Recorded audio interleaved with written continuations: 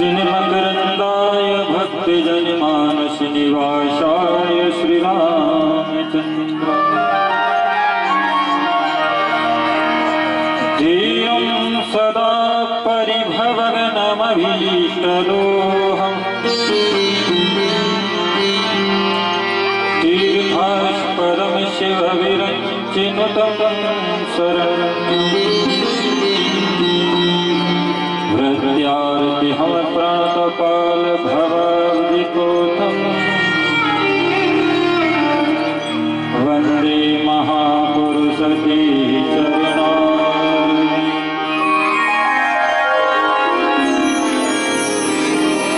गङ्गातरङ्गरमणीयजटाकलापम् गौरी निरन्तरविभूषितवाणिभारम् नारायणं प्रियमनन्दमदापहारम् वाराणसीपुरपतिं भज विश्वनाथम्।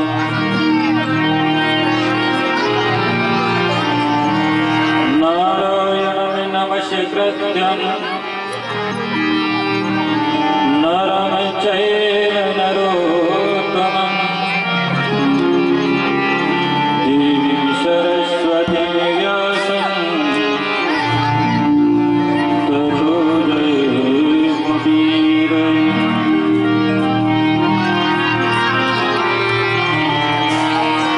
अतुलितबलधामं हेमशैलाभदेहम्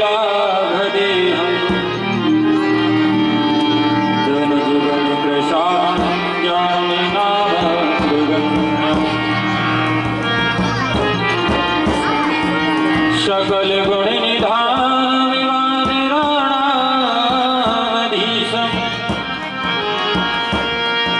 रघुपति प्रिय भक्त पारिजातं नमः।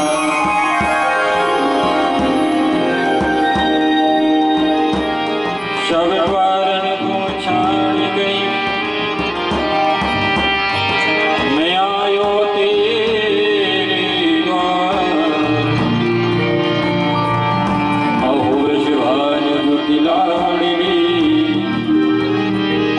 नित मेरी ओर।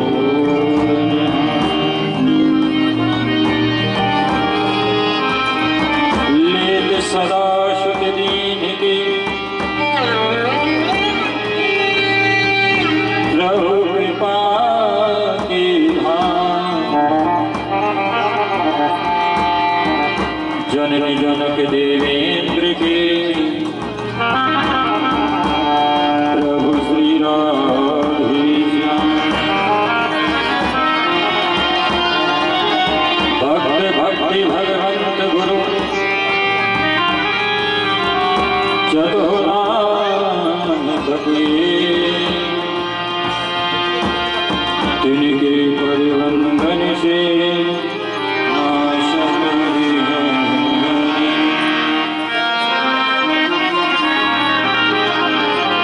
कृष्णाय वासुदेवाय हरे परमात्मने प्रणतनाथाय वृन्दाय नमो। बोले राधा गोविंद सरकार की जय। श्री भागवत भगवान जय। श्री सुखदेव जी महाराज की जय। स्वामी श्री हरिदास जी महाराज की जय। श्री राधा वल्लभ लाल की जय। लाल की जय। पूज्य व्यास जी महाराज की जय। श्री हनुमान जी महाराज की जय। स्थान की समस्त देवी देवताओं की जय। जय श्री राधे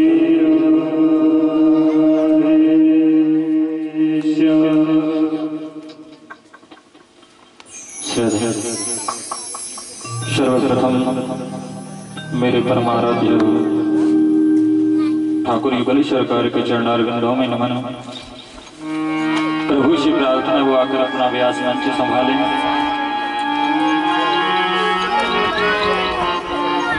परम वंदनीय प्रातः स्मरणीय पूज्य गुरुदेव भगवान के चरणारविंदों में नमन। इस दास पर अपना आशीर्वाद प्रदान करें। परम वंदनीय प्रातः स्मरणीय अनंत बलवंत श्री हनुमत लाल जी के चरणारविंदों में नमन। उनसे भी प्रार्थना वो भी अपना स्थान संभालें, हम पर अपना आशीर्वाद प्रदान करें।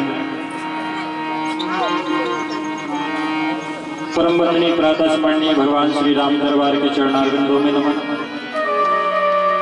वो भी अपना स्थान संभालें, हम पर अपना आशीर्वाद प्रदान करें। वीणा वादिनी मां सरस्वती मैया की चरणारविंदों में नमन। मां से प्रार्थना वो आकर मेरे एवं मेरे संगीतज्ञों के कंठ में विराजमान हो।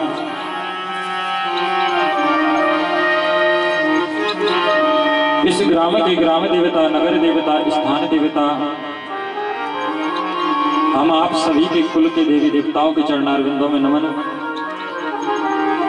उनसे भी प्रार्थना वो भी अपना अपना आशीर्वाद हमें प्रदान करें। मां भक्ति के चरणारविंदों में नमन। वो भक्तों के हृदय में वास करे। ज्ञान के चरणारविंदों में नमन। वो व्यास मंच पर उपस्थित हों। वैराग्य के चरणारविंदों में नमन। वो संतों के हृदय में वास करें।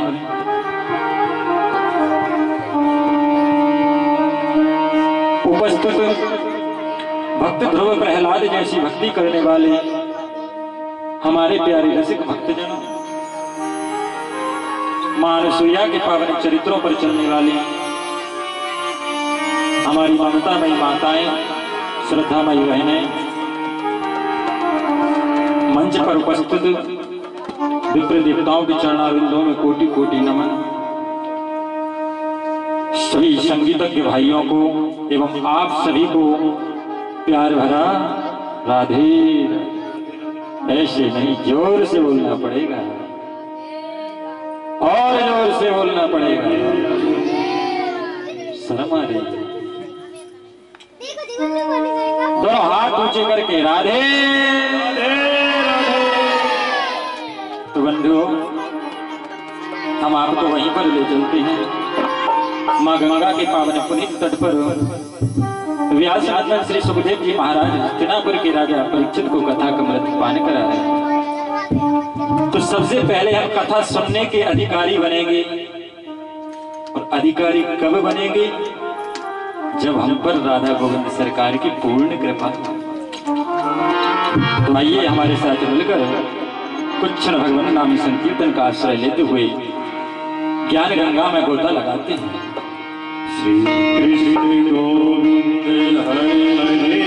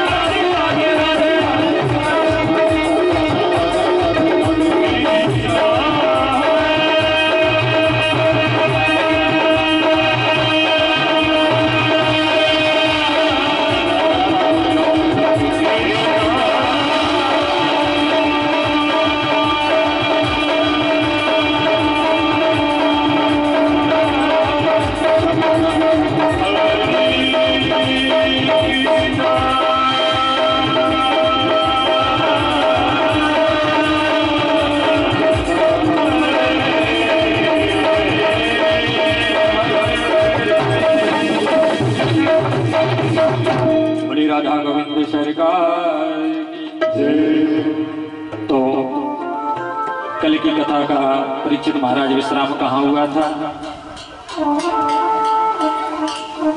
कल की कथा विश्राम हुई, धुंधकारी को मोक्ष हुआ। गोकर्ण जी महाराज ने समस्त ग्रामवासियों को श्रीमद् भागवत महापुराण की कथा का श्रवण कराया। कल की कथा में हमने जाना कि भागवत देती क्या है। अब यहाँ से भागवत की महिमा को प्रारंभ करते हैं। तो क्या बोलना पड़ेगा? राधे। ऐसे नहीं, जोर से बोलना पड़ेगा। राधा नाम में शर्म मत करो। क्यों कहा है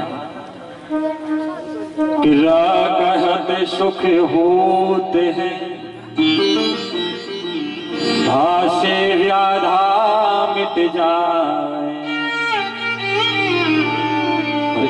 कि राधा नाम से जीवन सफल है जाए।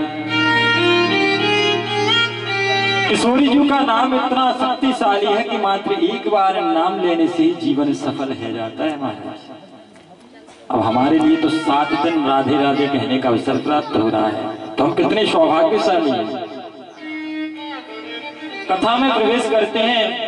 मां गंगा के पावन पुनीत तट पर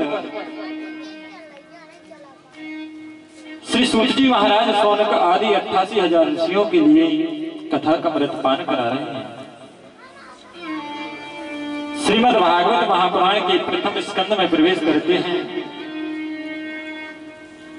प्रथम स्कंद के प्रथम अध्याय में और प्रथम श्लोक में सबसे पहले वेदव्यास जी महाराज ने सत्य की वंदना की है।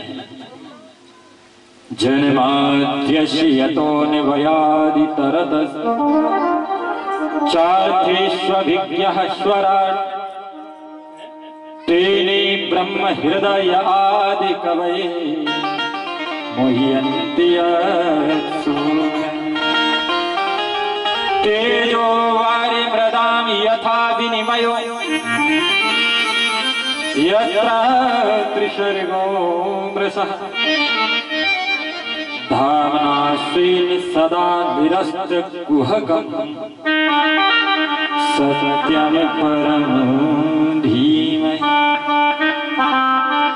किसी देवता विशेष का नाम नहीं लिया, सत्य की वंदना की। सत्य को नमस्कार करता हूं, मैं सत्य को नमन करता हूं जो जन्म के प्रारंभ में है और जन्म के व्यक्ति के जीवन पर्यंत तक रहता है, उस सत्य को नमन करता हूं। चार्थेश्वर विज्ञास्वराट जो हमारे हृदय में व्याप्त है, आप सभी के हृदय में व्याप्त है, उस सत्य को नमन करता हूं। तेजो वारी मृदाम, संसार रूपी सागर में कितने भी लहरें आती रहीं, लेकिन वो सत्य कभी डिगता नहीं है, मैं उस सत्य को नमन करता हूं। तेजो वारी मृदाम यथा विनिमयो यत्र त्रिसर्गो मृषा धाम्ना स्वेन सदा निरस्तकुहकम्, जिसका महाराज कभी अंत होने वाला नहीं है, मैं उस सत्य को नमन करता हूं। व्यास जी महाराज ने बहुत सुंदर श्लोक में सत्य स्वरूप परमात्मा की वंदना की है। आगे कहते हैं कि निगम कल्पतरोर्गलितं फलम् शुक मुखादमृत द्रव्य संयुतम्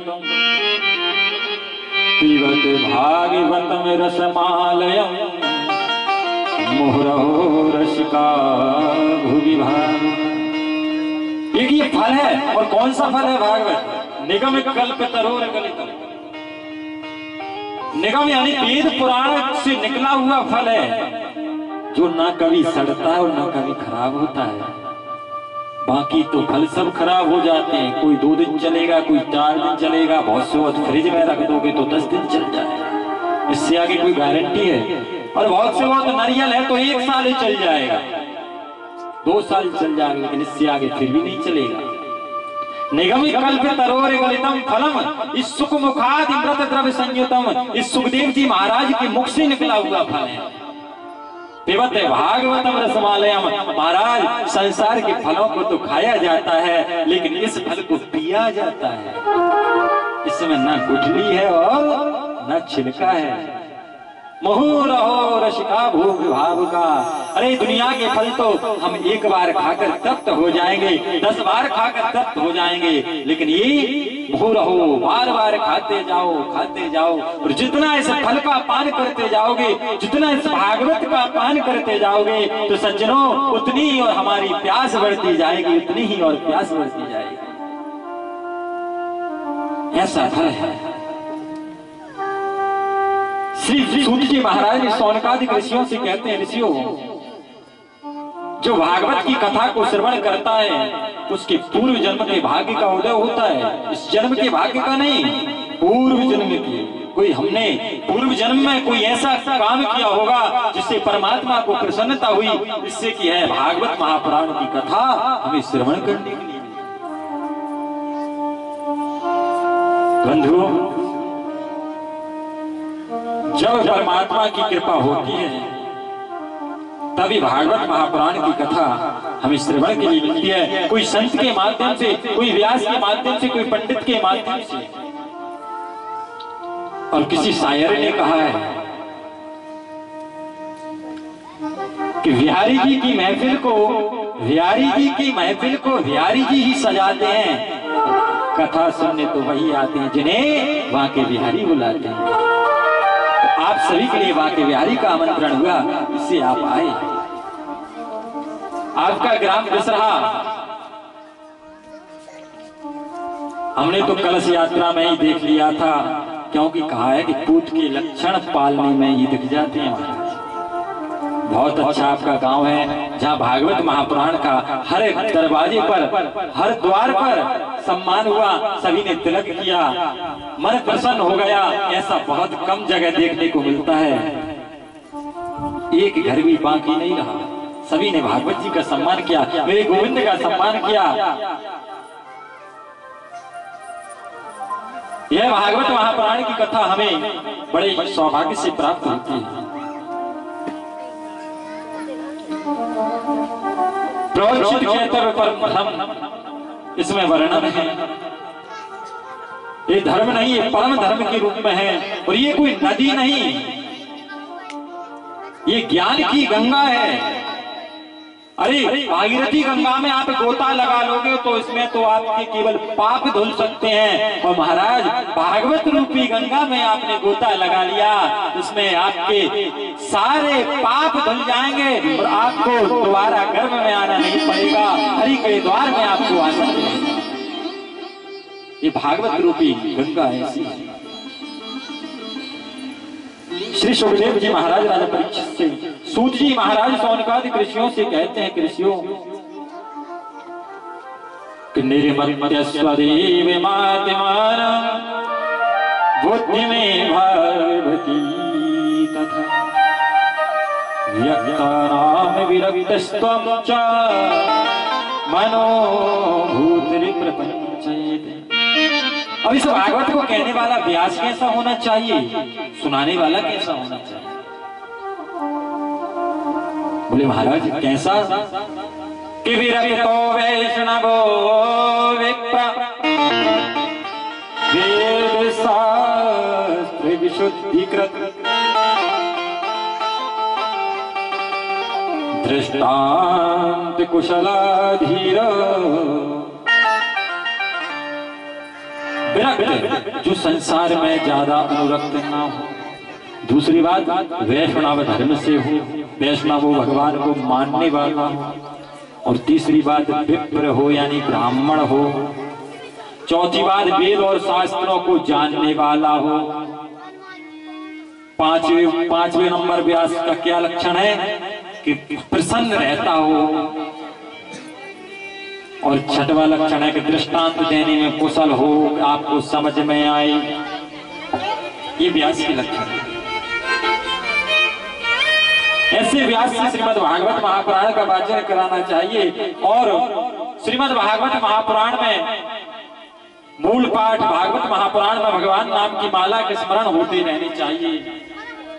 अपने मन में भी ओम नमो भगवते वासुदेवाय, ओम नमो भगवते वासुदेवाय का उच्चारण होते रहना चाहिए।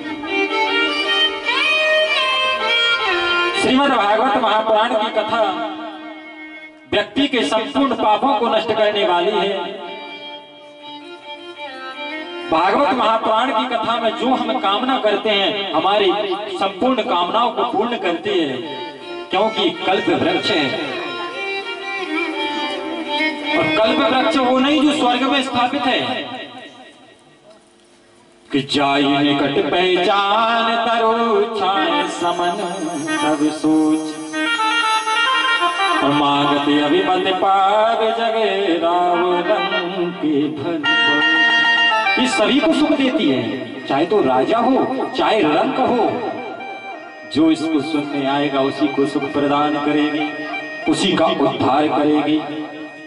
अब कोई कहे महाराज घरे पलंग पर लेटे लेटे टीवी में सुनते रहे, तो बोले नहीं, भागवत की कथा हमें जब सुनना चाहिए जब हमारे सामने। अगर कहीं कथा नहीं हो रही तो आप टीवी में सुन सकते हो, लेकिन अगर गांव में कथा हो रही है, क्षेत्र में कथा हो रही है, तो व्यास मंच के सामने रहकर कथा सुनना चाहिए। क्योंकि जिस समय भागवत की कथा होती है उस समय व्यास मंच पर मेरे गोविंद का निवास रहता है, और गोविंद के सानिध्य में आप कथा का श्रवण करेंगे तो गोविंद की हमारे ऊपर कृपा होगी। बंधु, सूत जी महाराज सौनकादि 88,000 ऋषियों को श्रीमद् भागवत महापुराण की दिव्य कथा सुना रहे हैं। बड़े बड़े मग्न होकर सौनक आदि 88,000 ऋषि कथा सुनते हैं। उनमें से प्रधान श्रोता जो हैं वो है श्री सौनक जी महाराज।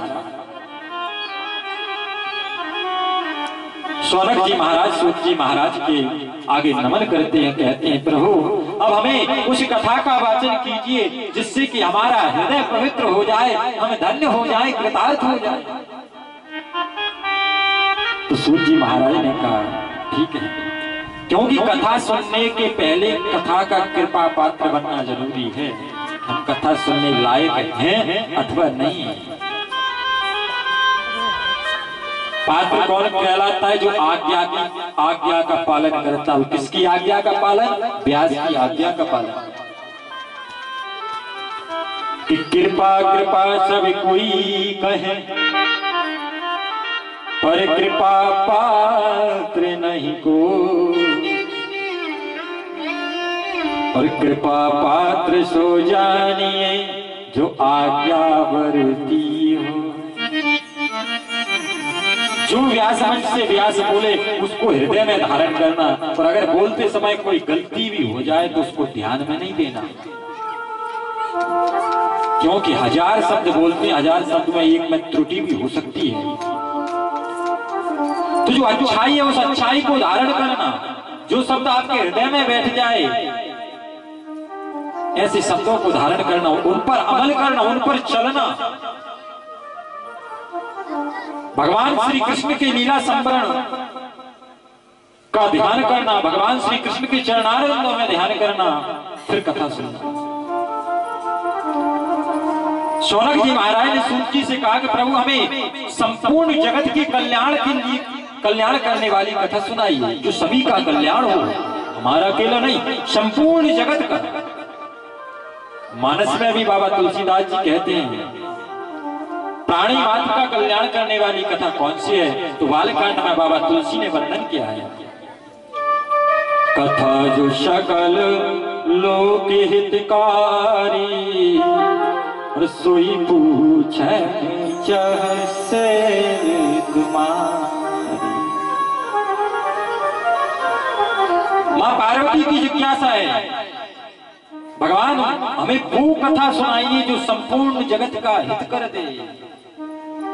भोलेनाथ ने अभिनंदन किया कि धन्य धन्य गिरिराज कुमारी, और तुम समान नहीं को भिखारी। हे गिरिराज कुमारी तुम धन्य हो, तुम्हारे समान कोई उपकारी नहीं है जो संपूर्ण जगत का कल्याण के लिए कथा पूछ रही है। हे गिरिराज कुमारी तुम धन्य हो। माता पार्वती ने कहा भगवान मैंने कौन सा उपकार किया जगत पर? भगवान से बोले कि पूछे हूँ रघुपति कथा प्रसंगा, सकल लोक जग पावनी गंगा। पूछे हूँ रघुपति कथा प्रसंगा, सकल लोक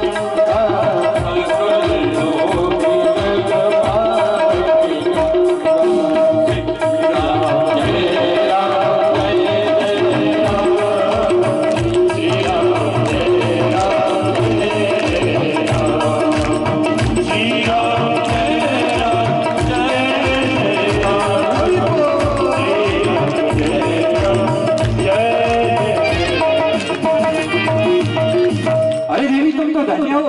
भगवान के चरित्रों का पूछ रही हो जो संपूर्ण जगत को धन्य कर दे। महाराज भगवान भोलेनाथ जी पार्वती जी से कहते हैं देवी धन्य हो आप।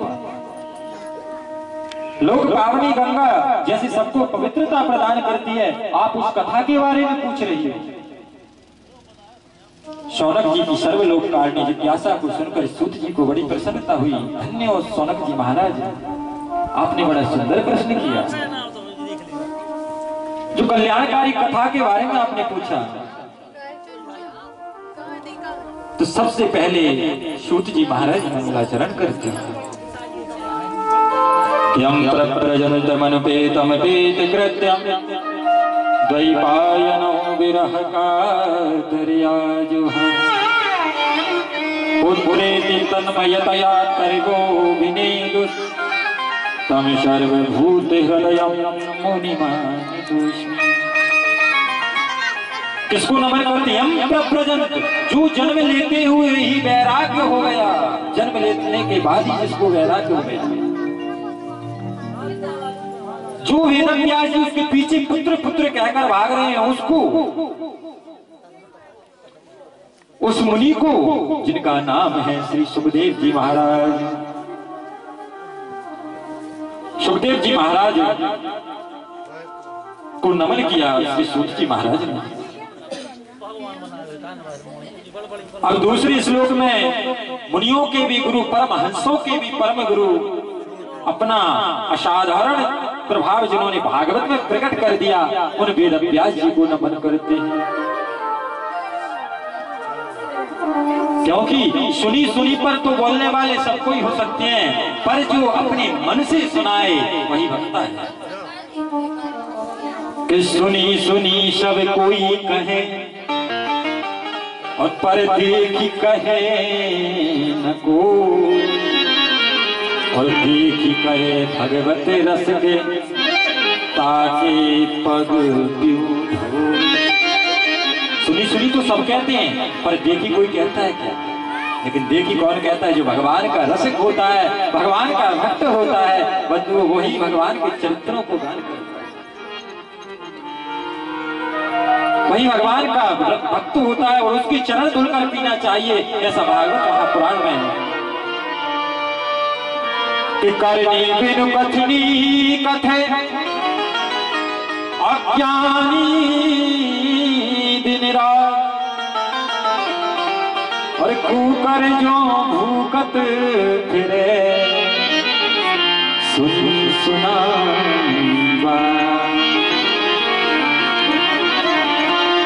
करनी बिनु कथनी कथे अज्ञानी दिन रात। अब अज्ञानी लोग होंगे तो न जाने नाना प्रकार के क्या क्या बोलते रहते हैं। कुछ तो कहते हैं भगवान कुछ नहीं होता, कुछ कहते हैं भगवान कहीं नहीं है। संसार में नाना प्रकार के लोग भौंकते हुए फिर रहे हैं, लेकिन सज्जनों उनकी मत सुनना। जो भगवान की आपके लिए कथा सुनाए उसकी कथा सुनना। कि कथनी मिठी खाण सी और करनी बिस्की लोई, और कथनी तज करनी करे तो बिसे से अमेरते हो। महाराज कथनी तो एक छाछ के समान है। अब जैसे छाछ को हम पीतल के या तांबे के बर्तन में रख देते हैं तो वो विष के समान हो जाता है, लेकिन भागवत रूपी करनी वह है कि जिसको हम किसी को भी सुना देते हैं तो महाराज अगर मूर्ख भी सुन ले तो भी वह अमृत के समान हो जाती है। ऐसी है भगवान की कथा। भागवत रस का आस्वादन करके अनुभव करके कहते हैं काकभूषुंड जी ने रामचरितमानस में वर्णन लिखा। निज अनुभव कब कहूं खगीसा, बिनु हरि भजन ना मिटहि कलेसा। मैं अपना अनुभव कहता हूँ, काकभूषुंड जी कह रहे हैं मैं अपना अनुभव कहता हूँ कि बिना हरि के भजन के बिना क्लेश नहीं मिट सकता। भैया लाला ने की कथा सुन लो। जो कथा सुनने के बाद कथा विश्राम के समय केवल 10 साल के बालकों तक हम 3 प्रश्न करेंगे, उन 3 प्रश्नों का जो उत्तर देगा उसके लिए पुरस्कृत किया जाएगा। ध्यान से सुनना, इनाम जीतना है तुम्हारे लिए।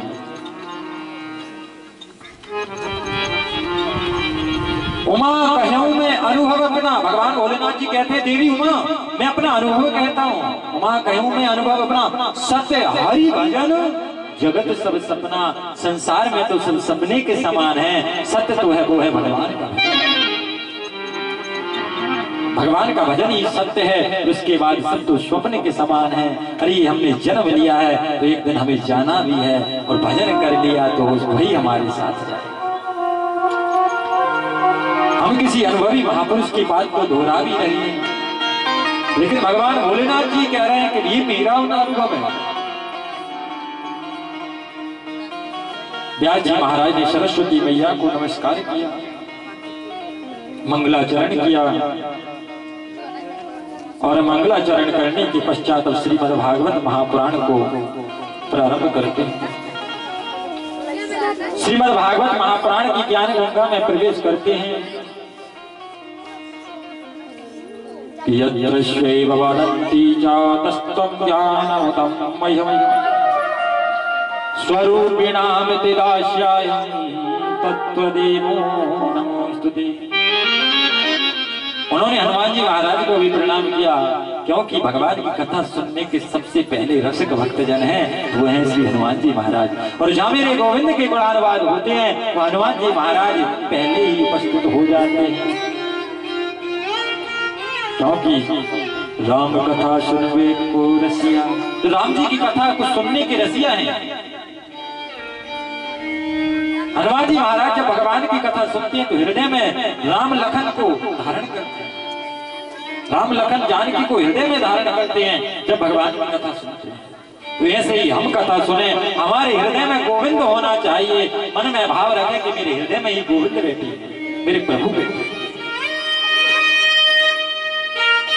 सूत जी महाराज शौनकादिक ऋषियों को पहले तो समझा रहे हैं कि कथा कैसे सुनते हैं, सुनने के लिए क्या करना पड़ता है।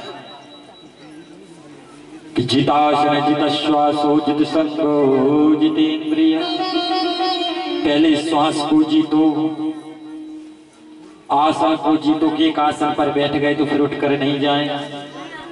इसके बाद संग को जीतो, पड़ोसियों को ऐसे पड़ोसियों को कथा सुनने लाओ कि जो बीच में जाकर ना कहें चलो घर चले। फिर इंद्रियों को जीतो, हमारे मन को जीतो कि मन संसार की वस्तुओं में ना भटके। घर जाकर सोचो अरे अभी तो रोटी बनाना है, बर्तन साफ करना है।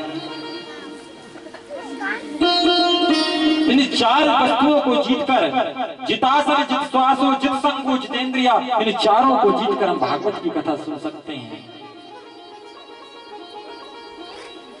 इन चारों को जीतो, और जब इन चारों को जीत लोगे तो भगवान की संपूर्ण कथा आपके हृदय में प्रवेश करेगी।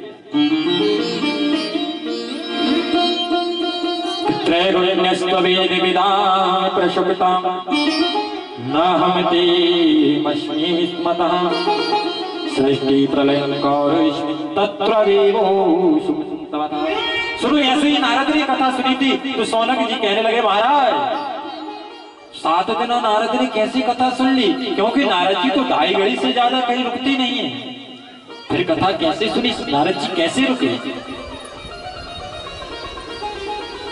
नारद जी तो ढाई घड़ी से ज्यादा कहीं रुकते ही नहीं है। तो सूत जी महाराज कहने लगे कि भगवान की भक्ति में वह ताकत है कि संपूर्ण शरीर का, संपूर्ण जगत का ध्यान भूलकर जगदीश्वर के चरण में मन लग जाए तो संपूर्ण जगत को छोड़ देता है। क्या बोलना पड़ेगा? ऐसे नहीं, जोर से बोलना पड़ेगा। दम नहीं दिख रही है अभी, और जोर से बोलना पड़ेगा। वाह, भगवान के सबसे पहले शौनक जी महाराज ने सूत जी से कहा कि प्रभु कितने अवतार हुए, हमें अवतारों के बारे में बताएं। तो सूत जी महाराज कहते हैं राजन, सूत जी महाराज कहते हैं ऋषियों भगवान के 24 अवतार हुए। महाराज 24 अवतार हुए तो हमें 24 अवतारों के बारे में बताएं, क्योंकि भगवान के सभी अवतार किसी न किसी उद्देश्य पूर्ति के लिए ही हुए हैं। और उन्हीं 24 अवतारों की कथा श्रीमद् भागवत महापुराण में 7 दिन में कही जाती है। अखंड ब्रह्मचर्य का आदर्श प्रतिष्ठित करने के लिए भगवान ने कुमार रूप में अवतार धारण किया, जिन्हें हम कहते हैं सनक, सनंदन, सनातन और सनत कुमार। भगवान का ये पहला अवतार हुआ। भगवान का दूसरा अवतार हिरण्याक्ष नाम के उपद्रवी को, हिरण्याक्ष नाम का एक अत्याचारी दैत्य था जो पृथ्वी को ले जाकर रसातल में जिसने छिपा दिया, उस रसातल में से पृथ्वी को लाने के लिए भगवान का 12 अवतार हुआ। 12 का मतलब जानते हो, जिन्हें हम सूकर कहते हैं। भगवान ने सूकर रूप में भी अवतार धारण किया पृथ्वी को रसातल से लाने के लिए। ये हुआ भगवान का दूसरा अवतार। भगवान का तीसरा अवतार देवर्षि नारद जी के रूप में हुआ। देवर्षि नारद जी एक बार जिसको मिल गए उसको भगवान बनना निश्चित है, क्योंकि भगवान नारायण ने नारद को श्रोता बनकर इसका उपदेश दिया, इस वैष्णव ग्रंथ का उपदेश दिया। और वहीं से नारद पांचरात्र नाम का ग्रंथ जिसमें 55,000 श्लोक हैं, ये प्रभु के चरणों में स्मरण करके नारद जी ने प्रभु के चरणों में समर्पित किया। भगवान का चौथा अवतार नर नारायण के रूप में हुआ, जो धर्म की पत्नी मूर्ति देवी के गर्भ से भगवान नर नारायण हुए, जो आज भी बद्री विशाल में स्थित है, बद्री नारायण। भगवान का पांचवा अवतार महाराज कपिल देव के रूप में हुआ, मां देवहूति के गर्भ से, जिन्होंने अष्टांग योग का वर्णन किया। भगवान का छठवां अवतार अत्रि जी महाराज की पत्नी अनसुईया के गर्भ से हुआ, जिनका नाम दत्तात्रेय हुआ। भगवान का सातवां अवतार रुचि प्रजापति की आकुति नाम की पत्नी से यज्ञ नारायण के रूप में प्रकट हुआ। ये भगवान का सातवां अवतार हुआ। उसके बाद भगवान का आठवां अवतार राजा नाभि की पत्नी मेरू देवी के गर्भ से भगवान ऋषभ देव के रूप में आए। ये भगवान का आठवां अवतार हुआ। और भगवान का 9वां अवतार वेद के निष्प्राण शरीर से के मंथन से हुआ, जो राजा पृथु के रूप में अवतार लेकर पृथ्वी से समस्त औषधियों का दोहन किया। और आज भाई महाराज, भाई भगवान पृथु के नाम से पृथ्वी जानी जाती है।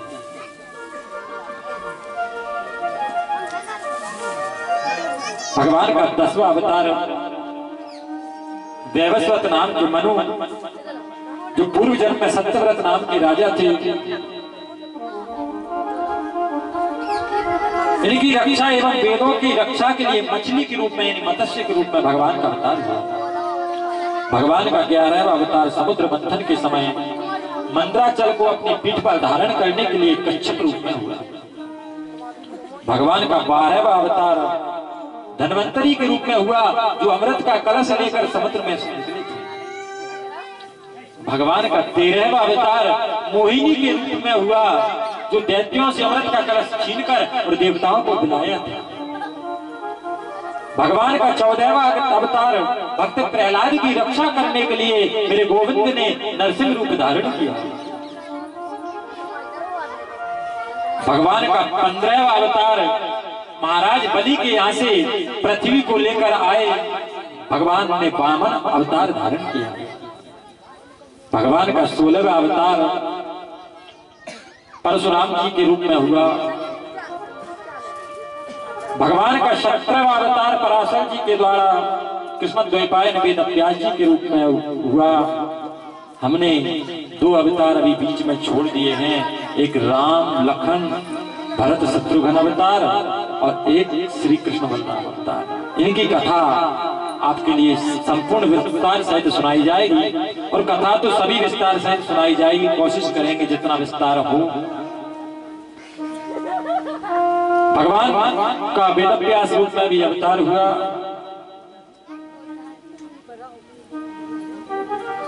आगे की चर्चा करेंगे उन अवतारों की। भगवान के नाना प्रकार के अलग अलग कला से अवतार हुए, कोई 12 कला से, कोई 10 कला से, कोई 8 कला से, कोई 16 कला से। 16 कला से कृष्ण अवतार हुआ, 12 कला से राम अवतार हुआ। श्रीमद् भागवत महापुराण में सौनकादि ऋषियों के लिए सूत जी महाराज कथा सुना रहे हैं और उन्होंने भगवान की कथा के लिए आगे बढ़ाया। तो सौनक जी महाराज से सूत जी महाराज से कहते हैं कि महाराज इस कथा को किसने कहा? बोले कहा तो श्री शुभदेव जी महाराज ने। तो महाराज वो कहाँ पैदा हुए और किसके पुत्र थे? इस कथा की परंपरा कहां से हुई? बोले सुनाते हैं, सुनो। एक बार क्या हुआ, देवर्षि नारद जी ने सोचा क्या किया जाए, व्यास जी के पास चलते हैं। तो व्यास जी के पास देवर्षि नारद जी पहुंचे। व्यास जी से पूछा महाराज की जाओ, आप तो ऐसे चिंतातुर बैठे हैं। व्यास जी महाराज ने कहा महाराज क्या करूं? बोले आपने भागवत नाम के ग्रंथ को लिखा है लेकिन आप फिर भी चिंतातुर हैं। नारद जी कहने लगे महाराज माफ करना, लेकिन इसको प्रचार करने वाला कोई हो तो सही, अब क्या किया जाए? नारद जी ने कहा कौन? व्यास जी महाराज ने कहा कोई ऐसा प्रचार करने वाला हो कि जो भागवत का प्रचार ढंग से कर सके। नारद जी ने कहा ठीक है आप चिंता मत करो, हम प्रावधान करेंगे। नारद जी महाराज ने मन में ध्यान किया तो हो इस कथा को तो इनका बालक सुनाएगा। आत्मज्ञानी थे। कहा महाराज ये तो आपके बालक के मुख से इसकी भागवत कथा होगी। तो महाराज अभी तो बालक घर में है ही ना। नारद जी ने कहा चिंता मत करो, इसकी व्यवस्था हम करवा देंगे गोविंद से कहकर। लेकिन कथा बालक आपका कब सुनाएगा? जब वो पहले कथा सुन लेगा। बोले पहले कथा? महाराज इस पोथी को तो हम जब बोलेंगे जब हमारा बालक ही सुनाएगा, पहले वो कहीं से सुन ले उसका इंतजाम आप करवाओ। नारद जी ने कहा चिंता मत करो, हम भोलेनाथ के द्वारा उनको कथा सुनाएंगे। तो नारद जी अपनी वीणा पर तान छेड़ते हुए भगवान भोलेनाथ के दरबार की ओर जा रहे हैं। श्रीमन नारायण नारायण नारायण